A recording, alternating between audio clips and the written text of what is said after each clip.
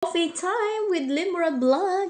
How are you today? At sana nasa mabuti kang kalagayan ngayon at kung ano man ang iyong mga pangarap sa buhay, alam ko matutupad mo yan. Focus ka lang kung ano man ang nangyayari sa mga paligid-paligid na abalahin ang utak mo para sa kanila, kundi para doon sa mga pangarap mo. At ang Pilipinas is maraming opportunity dyan. At kung hindi mo man makuha yan, is pwede mo makuha yan sa ibang bansa.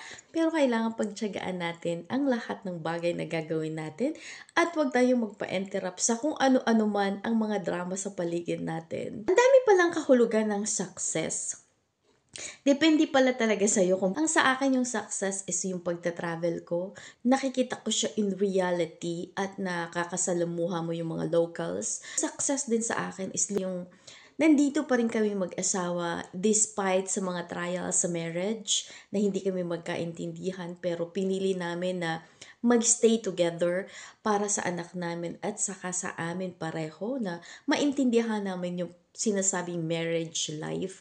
Marriage pala, it's a big responsibility. Hindi namin ginagamit ang salitang marriage. Ang ginagamit na lang namin is partner. Partner kasi it's a very light kapag naisip mo siya na, ngayon ang asawa ko is my partner. Parang napaka-light, wala siyang big responsibility. Pero kapag sinabi mo kasing marriage, may mga rules na, naku, kailangan ganito ako, mag-behave ako, hindi ako magsinungaling, kasi yung asawa ko, kasi ayoko siyang masaktan. Pero kasi pag partner, alam nyo yung natural lang na okay lang na magkamali kasi tao lang naman tayo na nagkakamali at wala talagang perfect na tao, perfect marriage. So, kami ngayon ng asawa ko is talagang more on partnership. So, kung ano yung gusto niya, hindi ko siya pinipigilan as long as may mga boundaries naman na hindi lahat. Ako naman is hindi niya rin ako pinipigilan. So, smooth yung relationship ng isang mag-asawa na nagtuturingan as a team. Yun ang ginagawa namin ng asawa ko ngayon. Teamwork kami sa mga problema, sa mga issue. Ano bang gagawin natin? Kasi teamwork tayo. So we have to share. At hindi tayo yung ako kasi ako yung asawang lalaki or kasi ako yung asawang babae. Hindi kami ganun. Ang sa amin is teamwork ang aming marriage life. If you like to get married, you have to think 1,000 times. Kasi you can actually stay together sa partner mo for life. As long as nagkakasundo kayong dalawa, you don't need to get married. Pero kung gusto mo talaga for your children, then you have to explain to your wife, it's for your kid. Kasi both of you will never understand each other as a man and a woman.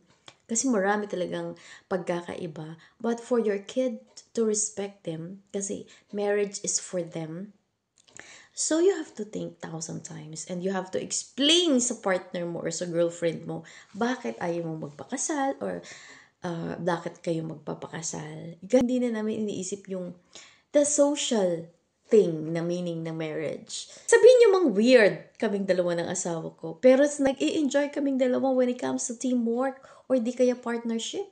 Pero hindi kami weird mag-isip. Tinitingnan lang namin yung reality na ang marriage pala hindi pinipilit, kundi kusa kayong dalawa magde-decide taos puso. Yung totoong seryoso na kayo. Hindi yung pakitang tao, hindi yung para lang ma-impress ang family mo, hindi yung para sa parents mo na kailang mag-asawa kayo kasi kakahiya sa mga tao, dyan kayo magbe-break kasi sa umpisa pa lang ng foundation ng inyong pagpapakasal is dahil sa sasabihin ng ibang tao. Bakit kayo magdidepend sa ibang tao? Wala namang maitulong yan sa inyo in case of emergency. Kayong dalawa lang na mag-asawa ang makakasolve ng problema ninyo inside the house. At kayo lang dalawang mag-asawa ang nakakaalam ng original na nangyayari sa buong bahay. So, kung ang pagpapakasal ninyo is because of the family, sasabihin ng parents mo or sasabihin ng kusino, well, you are marrying other people. You're not marrying someone in front of you. At dahil dyan, maraming marriage ang nasisira dahil sa dahilang because nakakahiya. Walang nakakahiya sa ginagawa mo. Desisyon mo yan. The thing is, you're not strong enough to stand firm sa decision mo. Ang nagdidikta sa'yo ay ibang tao. Of course, you respect your parents. Pero if you're 18 years old, you can decide. You have to decide and you stand firm at panindigan mo yan. The thing is, inaalaw mo silang mag-decide sa'yo at kung anong mangyari sa'yo, di ngayon silang sisisihin mo. O anong mangyayari dyan?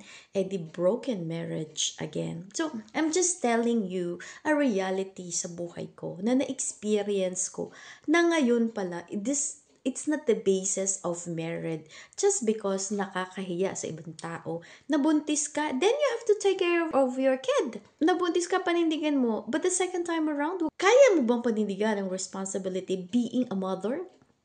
A single mom? Or being a father, a single father. O di naman kaya nyo bang panindigan ang obligasyon para ang anak mo is magkaroon ng magandang buhay. Hindi pag-isipan natin ng lahat ng mga yan.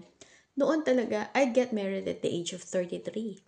Nabuntis ako 32, 33 I got married. Sabi ko, I think I'm ready. So pinanindigan ko yun. Ginusto ko to, etong nangyayari, di tanggapin ko. It takes a long process. It's a journey of being a single to being a mom. And it's a single going to marriage. So, it's a journey. Talagang may fight dyan. Talagang may gulo dyan. Talagang hindi pagkakaintindihan dyan. Kasi iba yung culture ng Germany to the Philippines. So, malaking impact yan. The thing is, kapag hindi ka ready, your marriage will break.